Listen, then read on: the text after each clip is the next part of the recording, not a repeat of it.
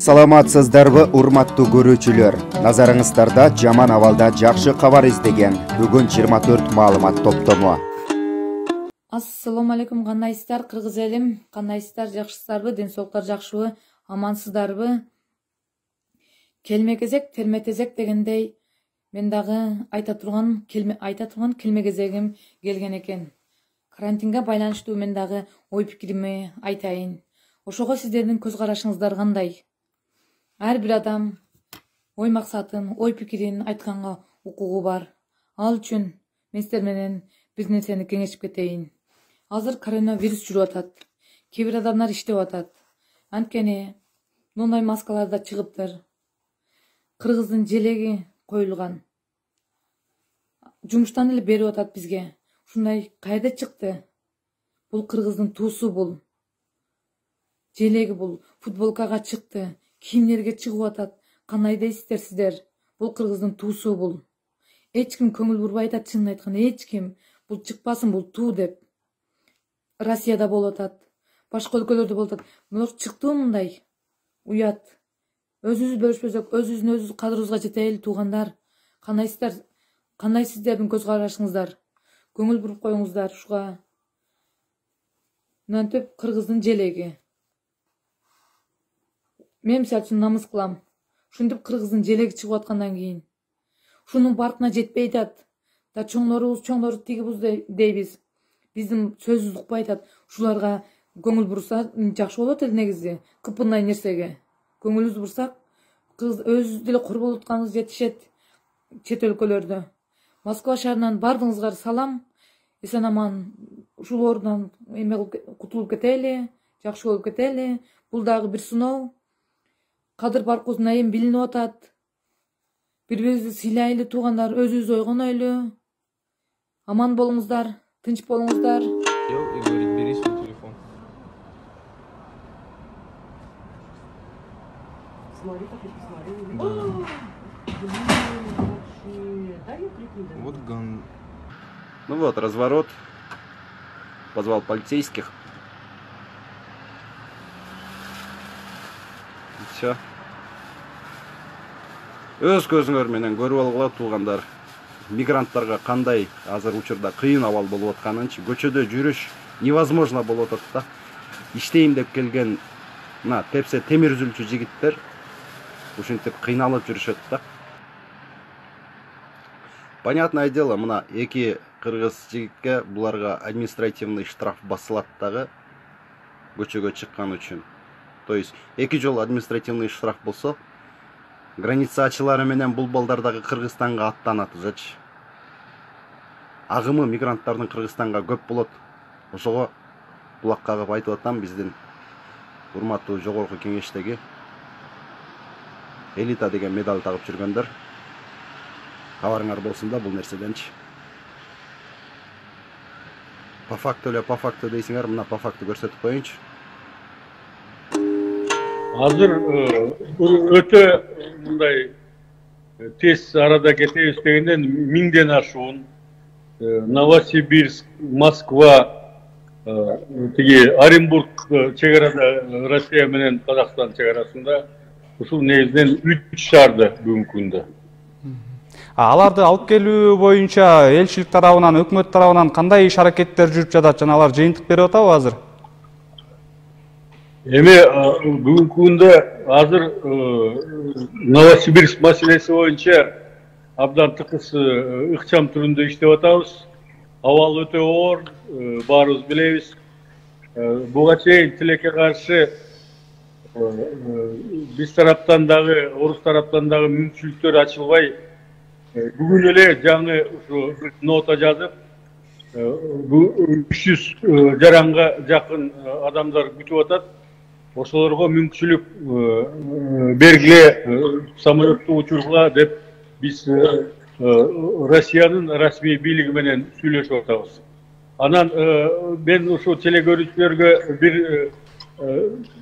сөздү айтып коеюн, урматтуу телекөрүүчүлөр. Кечээ жакында бир сөз чыгып кетпедиби? Ошо тиги өкмөт, Кыргызстан өкмөтү Öyle ruhsat berbayаттыр, anан tigi Novosibirsk'ten bir чиновник айтпадыбы. Бул туура эмес сөз. Анткени биякта чечим мен кыскача айтып берейин, мындай кабыл бар. Мисалы Кыргызстанга бүгүнкү күндө Аэрофлот, Сибирские авиалиния, анан Уральские авиалиниялар учат.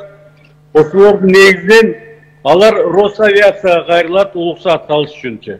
Росавиациядан кийин Тышкы иштер министрлиги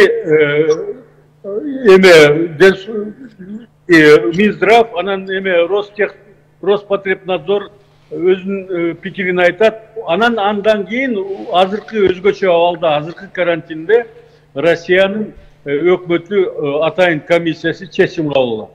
Анан бир тараптуу баягы Кыргыз өкмөтү ушундай мүмкүнчүлүк бербей атат, тиги иштебей атат деген сөз бул менин оюмча адилеттүүлүккө жатпайт. Ошон үчүн урматтуу мекендештер, азыр болуп аткан чет өлкөдөгү окуяларды сабырдуулук менен, мындай адилеттүүлүк менен карап берсеңиздер, биз азыр күнү түнү иштеп атабыз. Ар бир жаран ошол Новосибирскте болобу, Солилецкте болобу, Москвада болобу, Московский областта болобу, же болбосо тетиги Санкт-Петербургда болобу, бүгүнкү күндө бизге кайрылган адамдар абдан көп. Кыргызстанга кетебиз деп.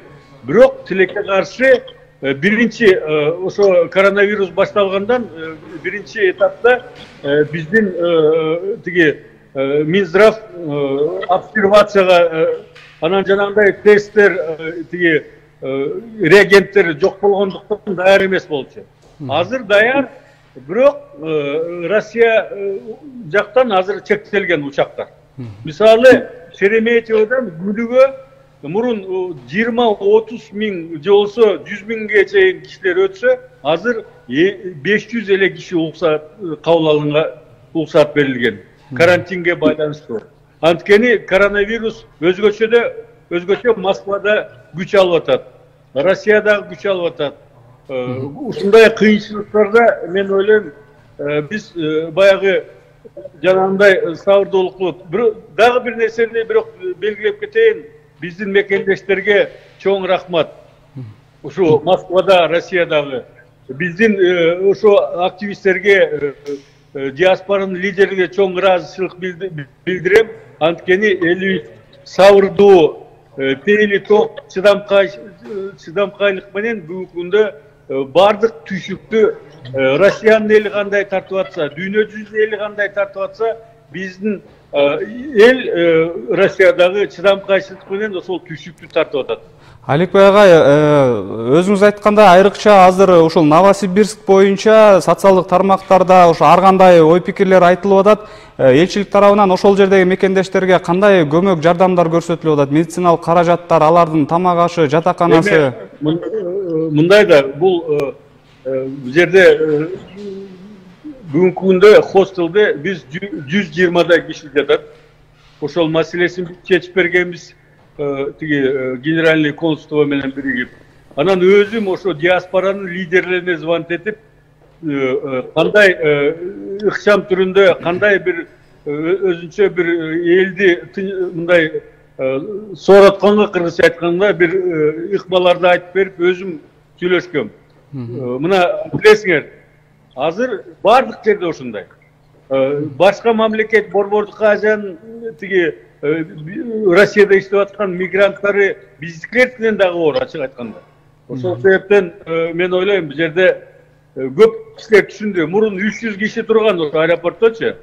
Азыр 180-и кайра үйлөрүнө кетип, иштеген жерине барып, кайра иштеп атышат. 120-сы Якутиядан келген, Владивостоктон келген, Хабаровсктан келген адамдар ошо аэропортто хостелге барып жаткыралык десе дагы болбой жатып алышкан. Өжөрлөрүнчү ошол жака жок, биз ошол жака жатабыз, анткени самолет биз жок учуп кетпесин депчи. Биз кантип эле ойлоп көрсөңүздөр, самолеттор болсо, мүмкүнчүлүк болсо, кантип эле биздин жарандарды учурбайлык. Андай максат жок да. Биз кайра тезирээк биздин мекенибизге жетсин деп. Аликбек мырза, анан биринчи аба каттамдары качан аткарылат жана кайсы шаарлардан келет? Эң жакынкы, эң биринчи буюрса ошо Новосибирсктен деп күтүп атабыз. Эми жана айтып бербедимби? Биз баягы учурабыз дегенден эле учуп кетпейт самолет. Жанагындай бияктагы Росавиация, Минздрав, МИД,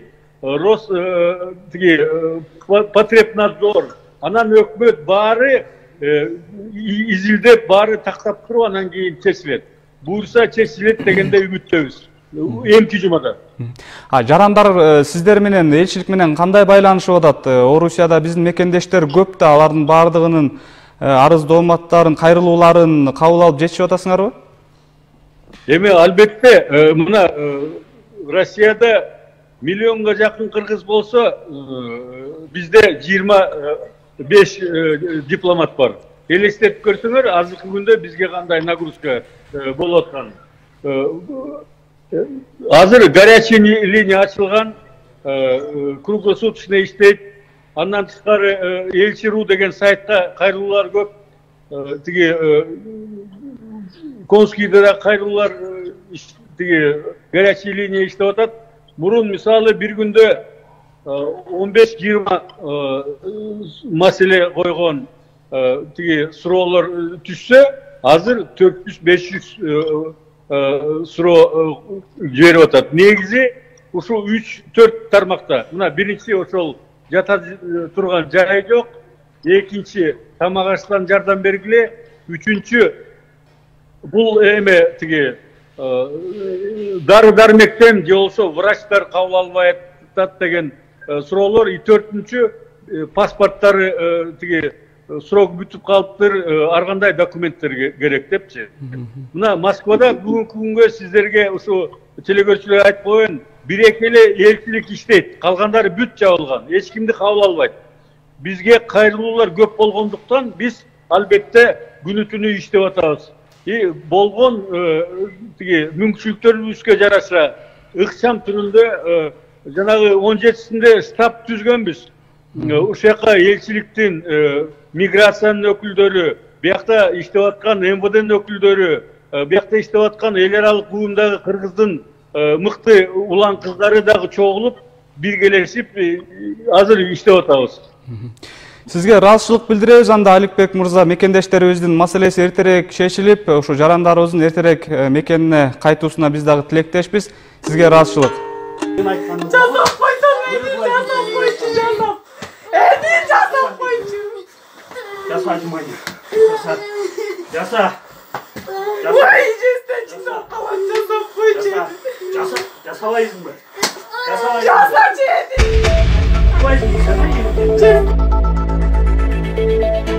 Учурда баласын урт окмок менен жазалап жаткан видео соц тармактарга таралган. Бул видеодогу кишинин кылган мыйзамсыз аракеттерин сөзсүз териштирип, мыйзам алдында жооп берет деп билдирди Кыргыз Республикасынын Ички иштер министрлигинин Россиядагы өкүлчүлүгүнүн жетекчиси полковник Аскат Алиев. Анын айтымында Ички иштер министрлигинин Россиядагы өкүлчүлүгү бул адам боюнча кабары бар жана учурда иликтөө иштери жүргүзүлүп жатат. Каналга жазылууну унутпаңыздар. Биринчилерден болуп маалымат алуу үчүн коңгуроочону басыңыз. Дайыма ден соолукта болуңуздар. Сиздер менен бүгүн 24 маалымат топтому болду.